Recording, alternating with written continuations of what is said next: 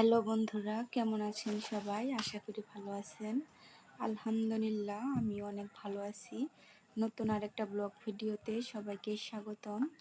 তো আমি আজকে লোট্টে মাছের শুটকি ভুনা করব। তো প্রথমে আমি শুটকিগুলো ভালো করে কেটে নিচ্ছি। তো শুটকিগুলা কাটা হয়ে গেছে। এ পর্যায়ে আমি শুটকিগুলা ধুয়ে নেব। তো শুটকিগুলো আমি হালকা ভেজে নেব। তো চুলায় একটা কড়াই বসিয়ে কড়াইয়ে দিয়ে দিলাম শুটকিগুলা, দিয়ে আমি হালকা ভেজে নেব, বেশি ভাজবো না। তো হালকা ভেজে আমি ধুয়ে নেব। লোট্টে মাছের শুটকি একটু গন্ধ করে, তাই আমি হালকা ভেজে নিলাম। তো এখানে পানি দিয়ে দিলাম, গরম পানি দিয়ে ভালো করে শুটকিটা আমি ধুয়ে নেব। তো এই তো শুটকিটা আমি ধুয়ে নিয়েছি ভালো করে। এ পর্যায়ে চুলায় একটা প্যান বসিয়ে দিলাম, দিয়ে দিলাম তেল। তো তেল গরম হয়েছে নাকি দেখার একটা উপায় দেখিয়ে দিলাম, আপনারা এভাবেই দেখবেন। তো এখন দিয়ে দিলাম কিছু রসুন কুচি, দিয়ে দিলাম কিছু পেঁয়াজ কুচি, দিয়ে ভালো করে আমি আমি পেঁয়াজটা ভালো করে ভেজে নেব, লাল লাল করে একদম ভেজে নেব। আর একটা হচ্ছে পেঁয়াজ একটু লবণ দিয়ে দিলে পেঁয়াজটা তাড়াতাড়ি ভাজা হয়, একটা টেকনিক আপনাদের দিয়ে দিলাম।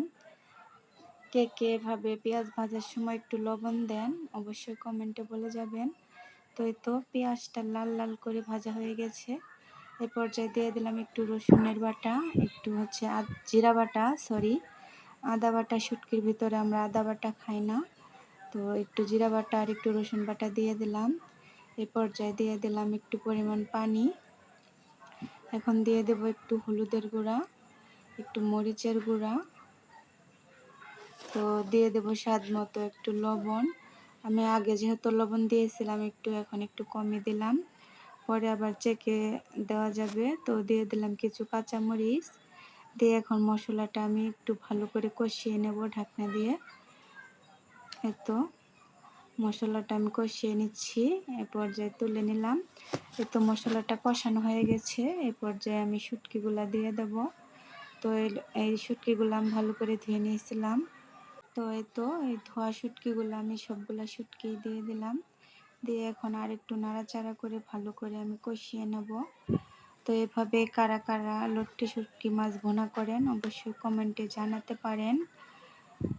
এই তো দেখেন তেল চলে আসছে উপরে, এখন কষানো হয়ে গেছে, একদম কষানো হয়ে গেছে। এই পর্যায়ে আমি দিয়ে দেব পরিমাণ মতো পানি। তো আমি এই রান্নাটা ভাজা ভাজাই রাখবো। আজকে আমি আরও রান্না করেছি ডাল, শুটকি ভুনা, ডাল আর পাট শাক ভাজি। পাট শাক ভাজি আমার অনেক ভালো লাগে খেতে। কে কে পাট শাক ভাজি খেতে পছন্দ করেন কমেন্টে জানিয়ে যাবেন। পাট শাক ভাজি করেছি আজকে আমি।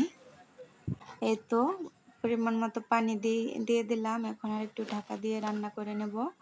এই তো আপনারা দেখতে পাচ্ছেন রান্নাটা কমপ্লিট হয়ে গেছে, আর একটু রান্না করেই আমি নামিয়ে নেব। তো আজকের ভিডিওটা কেমন হয়েছে অবশ্যই আপনারা কমেন্টে জানিয়ে যাবেন। আর সবাইকে বলছি কেউ ভিডিও না টেনে সম্পূর্ণটাই দেখার চেষ্টা করবেন। তো সবাই ভালো থাকবেন। আজকের মতো আমি এখানেই বিদায় নিচ্ছি। আল্লাহ হাফেজ।